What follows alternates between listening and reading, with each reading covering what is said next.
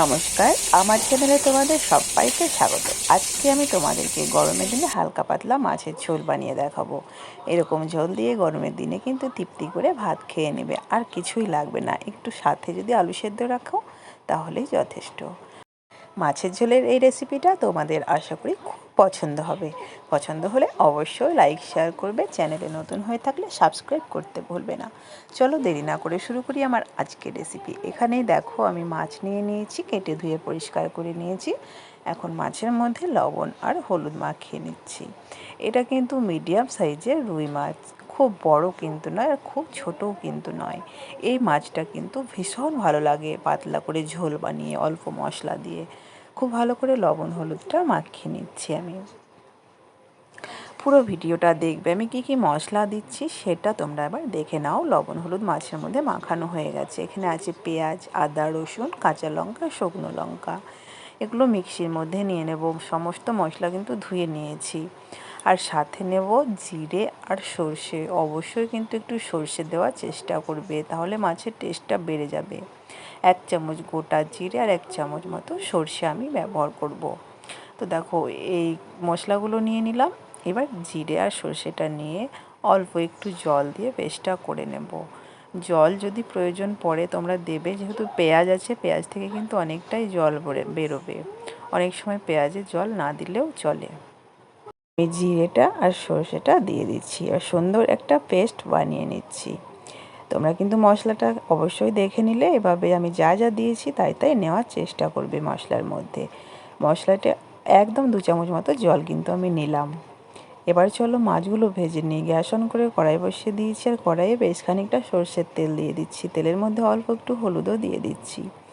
এবার খুব ভালো করে কিন্তু তেলটা গরম করে নেবে, আর প্রথমে কড়াইটাও গরম করে নেবে, তাহলে মাছ একদম একটা একটা হয়ে ভাজা হবে, মাছ কিন্তু ভেঙে যাবে না। তো আমি প্রথমে 5 পিস মাছ ভেজে নিচ্ছি, তারপরে পরে আবার 3টে ভেজে নেবো। একসঙ্গে গাদাগাদি করে দিলে কিন্তু অনেক সময় ভেঙে যায়। নিচের দিকটা একটু শক্ত হয়ে যাওয়ার পরে দেখো উল্টে দিচ্ছি। সেমভাবে সেকেন্ড পিঠটা যখন শক্ত হয়ে যাবে তখন উল্টে পাল্টে মাছগুলোকে বেশ লালচে করে ভেজে নেব কড়া করে। তো মাছগুলো কিন্তু আমার ভাজা হয়ে গেছে, দেখতেই পাচ্ছ। 2 পিঠ খুব সুন্দর করে এখন তেল ঝরিয়ে উঠিয়ে নেব। আর একইভাবে বাকি 3টে পিস আর আছে, ভেজে নেব। এই মাছটা তোমরা সবজি দিয়েও বানাতে পারো। যে কোনো সবজি তোমরা ডাঁটা, আলু, বেগুন সব কিছু দিতে পারো, তবে আমি আজকে এমনি বানাবো, সাথে একটু টমেটো দেব। তো এই সেকেন্ড ব্যাচের মাছটাও ভেজে নিয়েছি। এবার ওই তেলে আরও কিছুটা তেল দিয়ে গরম করে নিয়ে দিয়ে দিচ্ছি পেঁয়াজ কুচি। আমি কিন্তু খুব বেশি মশলা এখানে ব্যবহার করব না। পেঁয়াজটা একটু লালচে করে ভেজে নেব। পেঁয়াজটা মোটামুটি ভাজা হয়ে যাবে। গ্যাসের ফ্লেম মিডিয়ামে রাখবে, খুব বাড়িয়েও দেবে না আর খুব কমিয়েও রাখবে না, তাহলে রান্না করতে সুবিধা হবে।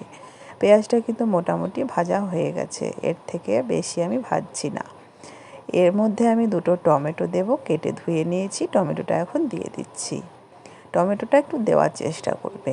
বাকি আমি তো আগেই বললাম, তোমরা এখানে কিন্তু অনেক সবজি ব্যবহার করতে পারো। টমেটোর ওপরেই কিন্তু আমি দিয়ে দিলাম হলুদ আর স্বাদ মতো লবণ। যদি হলুদ আর লবণ দিয়ে দাও, টমেটো কিন্তু খুব তাড়াতাড়ি গলে যায়।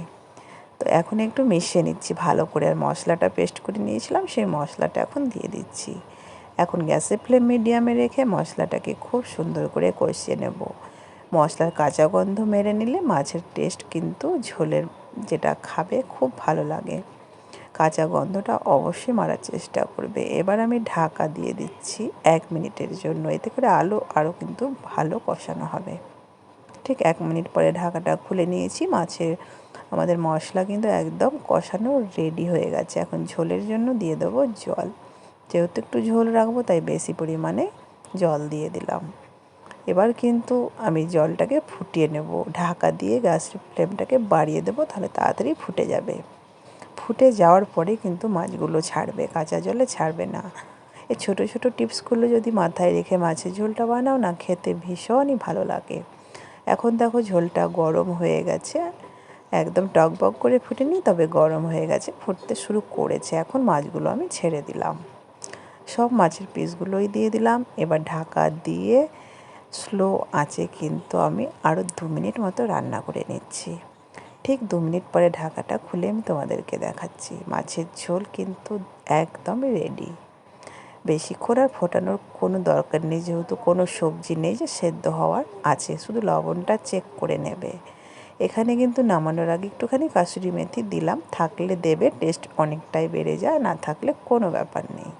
মিশিয়ে নিয়েছি, এখন গ্যাস অফ করে দেব। লবণ ঠিকঠাক আছে, দেওয়ার দরকার নেই, যদি কম থাকে তাহলে দিয়ে একটু ফুটিয়ে নেবে।